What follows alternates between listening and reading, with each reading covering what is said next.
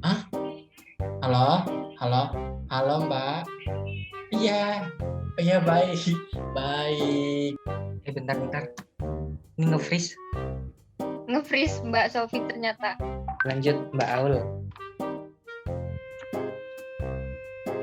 Di mute, Aul. Aduh.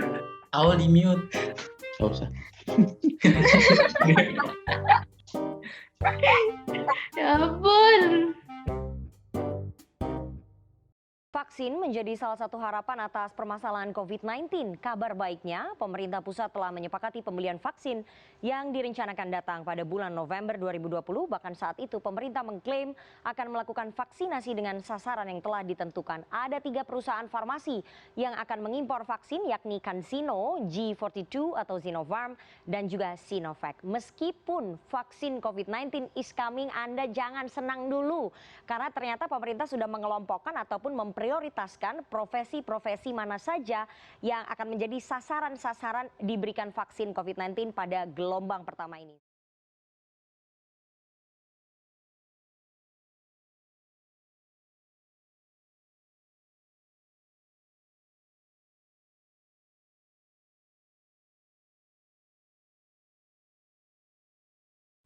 Kamu tahu vaksin dong? Tahu. Tahu lah, masa nggak tahu? Tahu. Ya, tahu. Tahu Mbak. Tahu vaksin. Vaksin yang dipakai di Indonesia apa sih? Vaksin yang dipakai di Indonesia itu Sinovac ya. Sinovac. Sinovac sama AstraZeneca. Sinopharm, Moderna, Novavax, Pfizer, sama ada juga vaksin buatan dalam negeri nih, namanya vaksin merah putih. Kamu tuh udah pernah divaksin belum sih? Kalau pas kecil sih, Udah. untuk saat ini Belum Kak. Belum. kalau buat vaksin corona belum sih. nggak usah. Pernah dengar kabar atau isu vaksin buat mahasiswa belum? Iya, pernah dengar. Saya belum dapat update dari manapun untuk vaksin untuk mahasiswa sih. Ada dengar isu Kak? Kabarnya kita bakal divaksin, tetapi kita dapat kuota terakhiran. Cuman ada sih mahasiswa yang tahap pertama tuh udah dikasih, kayak khususnya mahasiswa kedokteran ya, yang lagi praktek di rumah sakit rujukan. Jadi kalau secara resminya mungkin belum ini ya, kita belum dapet gitu. Terus kamu mau nggak kalau divaksin? Ya mau sih Kak. Dari pribadi sendiri masih belum mau divaksin. Kalau dikasih Kenapa? Kita nggak tahu masih vaksin di Sinovac ini sebenarnya masih simpang siur loh gitu. Awalnya aku takut sih, aku nggak mau gitu kan, karena ya banyak lah ada omongan kan yang bilang yang vaksin yang dikasih ke masyarakat itu nggak bagus lah atau segala macam. Cuman sih balik lagi ya, kan mau nggak mau harus divaksin nih. Kalau kita mau divaksin sama aja kita juga membantu tenaga medis, membantu sesama mengurangi COVID-19 di Indonesia sendiri. Nah, kamu percaya nggak sih tentang isu-isu yang berada di masyarakat mengenai efek samping vaksin? Kalau dibilang percaya, aku percaya tapi nggak 100%. Isu-isunya sendiri sih percaya atau tidak sih Kak? Aku sebenarnya nggak terlalu banyak cerita ya tentang isu-isu, karena apa ya, aku tuh jadi kayak takut sendiri gitu loh, jadi parnoan sendiri kalau tahu isu-isu. kalau yang mungkin efek buruk ya, kalau menurut aku sih enggak sih. Kalau misalnya efek samping vaksin yang kayak demam, terus badan pegal-pegal itu sih wajar ya.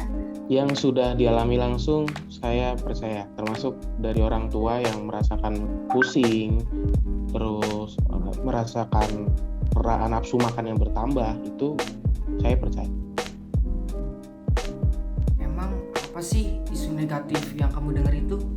Isu negatif yang saya tahu, Ya pegel-pegel kayak gitu-gitu doang Kak.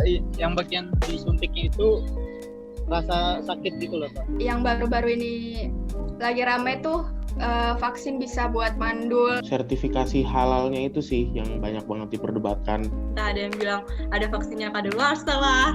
Bahkan ada yang bilang justru ngelemahin antibodi yang bikin lebih rentan terkena COVID-19. Takutnya nanti kalau udah divaksin meninggal kayak gitu, takutnya kalau udah divaksin cacat atau gimana kayak gitu, takut kayak gitu loh. Sampai berita yang masih panas banget sekarang bahwasannya vaksin Sinovac ini nggak bisa dijadikan untuk syarat umroh gitu. Harapan kamu ke depannya atas vaksin yang udah mulai disebar ke masyarakat Indonesia?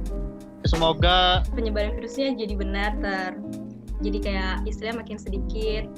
Semoga angka positif COVID itu cepat turun. Lebih cepat didistribusikan. Kemudian penyebaran vaksin ini merata. Jadi Orang bisa seneng-seneng lagi keluar rumah, liburan gitu loh, karena kan nggak baik juga ya buat kesehatan mental juga kan kalau kita di rumah terus. semuanya juga bisa melakukan aktivitas offline seperti sebelum pandemi. Bisa kuliah lagi, ketemu orang lagi. Kuliahnya juga bisa offline. Bagi yang mau offline, kalau yang mau tetap online ya monggo. Bisa kembali kehidupan ke new normal, yang benar-benar new normal. dan juga Lebaran bisa berkumpul lagi dengan keluarganya, Kak.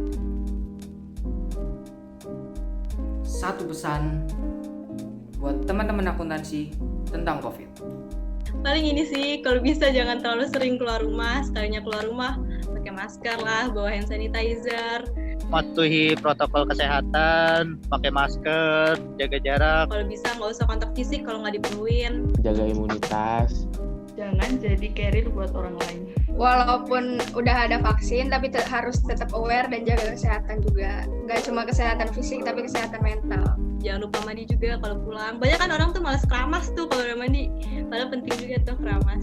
Buat yang udah kena, mungkin ada beberapa yang udah kena, ya kalian sebagai penyintas harus lebih kuat. Bagi yang belum kena, tetap hati-hati. Sehat-sehat selalu ya. Dan paling penting, jangan lupa bahagia dan tersenyum. Nah, itu tadi berbagai respon sosial mengenai vaksin COVID-19. Yang paling penting adalah kita harus selektif dalam memperoleh informasi mengenai vaksin ini. COVID-19 adalah musuhku, musuhmu, dan musuh kita semua. Mari bersama putuskan rantai penyebaran COVID-19. Sampai bertemu di respon sosial selanjutnya.